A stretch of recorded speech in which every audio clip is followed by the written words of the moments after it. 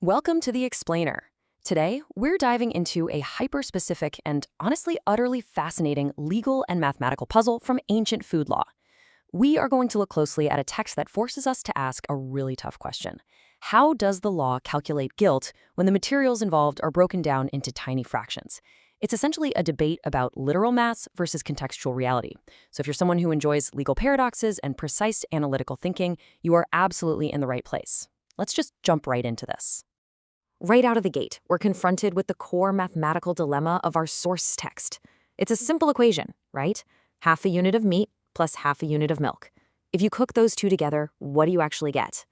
Now, on a purely physical level, you might think, well, you just get one whole unit of a mixture.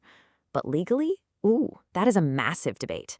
Does half a measure of one distinct substance mathematically combine with half a measure of a completely different substance to form a unified, culpable whole? This isn't just some abstract academic exercise. The answer literally dictates whether a person faces severe punishment or walks away completely free. To really grasp the stakes of our equation here, we first need to define the fundamental metric of this legal system, which is called the olive bulk. You can think of the olive bulk as the absolute baseline threshold for culpability. In this ancient system of law, if you consume or process a prohibited substance, but the amount is smaller than an olive bulk, you generally don't trigger the full legal liability.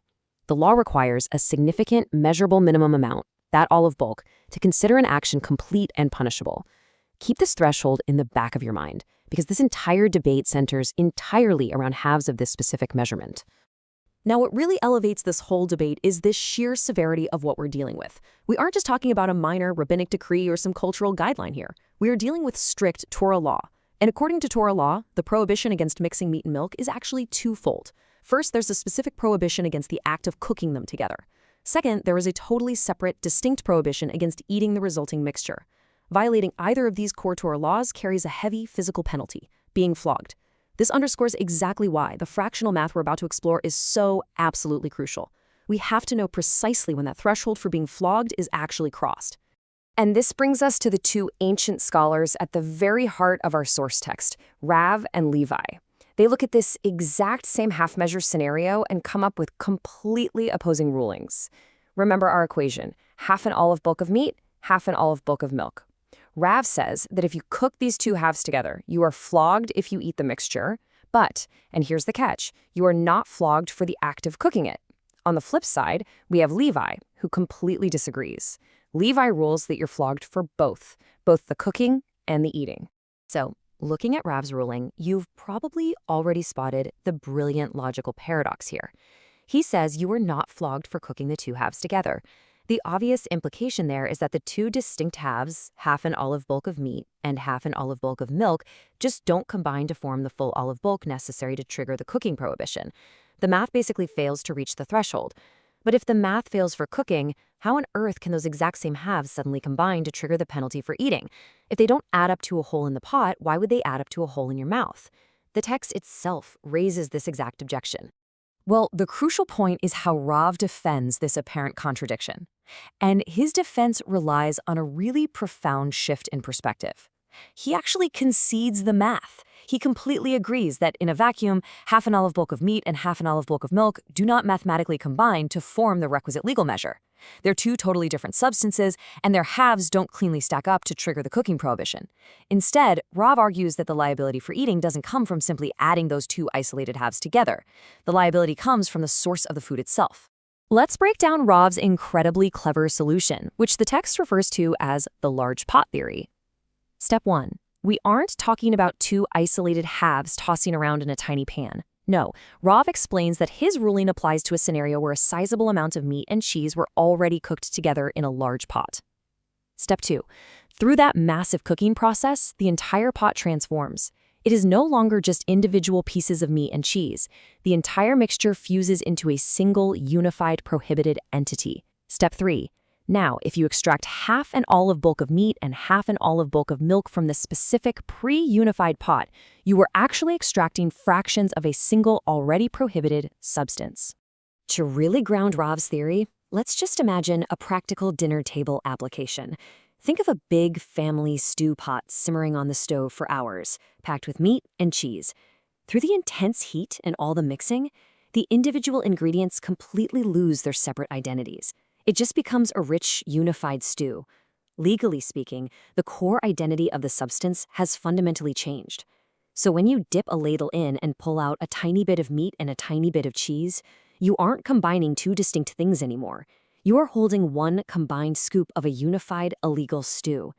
Because the pot united them in the first place, any scooped-out fractions now easily combine to form a full olive bulk of forbidden food, which carries that heavy penalty for eating.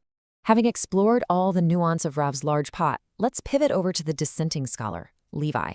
Levi looks at Rav's elaborate large pot backstory and just completely rejects the need for it. For Levi, the law doesn't require a pre-existing unified stew to make the math work out. Levi represents what we can call the direct equation. He believes we should take the text and the physical ingredients exactly at face value, without having to imagine some larger contextual source.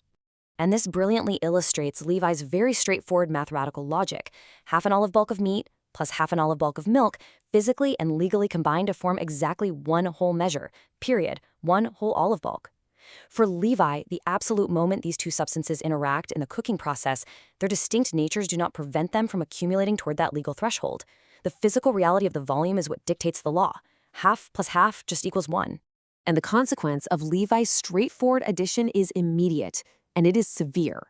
Because he rules that the two halves combine perfectly and directly into a whole olive bulk, the legal threshold is met the second they hit the heat. Therefore, according to Levi's rule, you are fully liable and flogged for the Torah prohibition of cooking them together. And, naturally, because they formed a prohibited whole during the cooking process, you are equally flogged for the Torah prohibition of eating that exact same mixture. It is a clean, consistent application of liability across both actions. But, this raises a really crucial question. How does Levi define the actual trigger for the crime? If you're going to be flogged for cooking, what exactly counts as cooking? Well, our source text provides Levi's specific standard. He states that liability is triggered by a degree of cooking that produces food that others, specifically Gentiles who aren't bound by this dietary restriction, would actually eat. In other words, cooking isn't just applying heat to a pan. It's a functional transformation. The legal threshold is crossed the moment the mixture becomes practically fit for human consumption. That right there is the moment the Torah law is violated. Okay, let's quickly summarize these two distinct judicial interpretations side by side to really lock in our understanding. First, we have Rav, whose mathematical logic is derived entirely from the context of that large pot. Because he relies on the larger mixture to unify the fractions, he rules you are not flogged for the standalone act of cooking two halves, but you are flogged for eating them once they're extracted from that unified stew. Then, on the other hand, we have Levi, who relies strictly on direct addition. Half plus half equals 1. Because the math holds up directly for him, he rules you are flogged for both the cooking and the eating. It really is a brilliant contrast in legal methodology. So, we arrive at the end of our explainer with a profound philosophical difference between our two ancient scholars. When it comes down to determining guilt and applying severe penalties, how should the law actually operate? Should it act like Levi, focusing strictly on the direct equation, measuring our actions by the exact physical ingredients and the direct volumes we manipulate? Or should the law act like Rav, looking past those isolated fractions to examine the wider context, the large pot from which our actions are drawn? It's a timeless question of literal math versus contextual reality, and it definitely leaves us wondering how modern legal systems balance these exact same forces today. Thanks so much for joining me on this deep dive.